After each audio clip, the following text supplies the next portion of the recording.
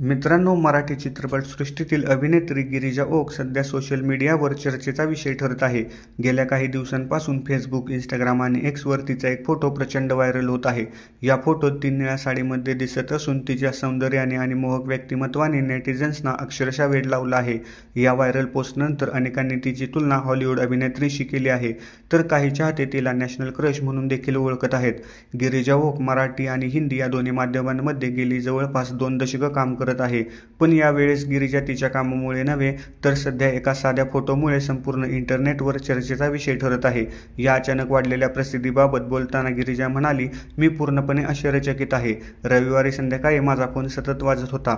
मी नाटकाच्या रिहर्सलमध्ये व्यस्त असल्याने कॉल्स उचलू शकत नव्हते, पण मित्रांचे सतत मेसेज येत होते, 'तुला माहीत आहे का एक्सवर काय चाललं आहे?' मग मी पाहिलं. माझ्या निळ्या साडीतील फोटोंवर लोक वेड्यासारखे चर्चा करत होते." तिने पुढे सांगितलं, "एका पोस्टमध्ये लोक वाद घालत होते की हा फोटो प्रिया बापटचा आहे की माझा. काहींनी माझ्या फोटोंना कामुक रूप दिलं, पण माझ्या मराठी चाहत्यांनी मात्र अभिमानाने प्रतिसाद दिला." याबरोबरच काही दिवसांपूर्वीच लल्लन टॉपला तिने एक मुलाखत दिली होती. गिरिजाचे फिजिक्स विषयाचे शिक्षक वेव्ज या शब्दाचा उच्चार चुकून बेब्स असा करायचे. तिने हा किस्सा या मुलाखतीत सांगितला होता, ज्याचा व्हिडिओ सर्वत्र तुफान व्हायरल होत आहे. गिरिजा या सर्व घडामोडींकडे अतिशय शांतपणे पाहते. ती म्हणते, "मी जे करते ती माझी ओळख आहे.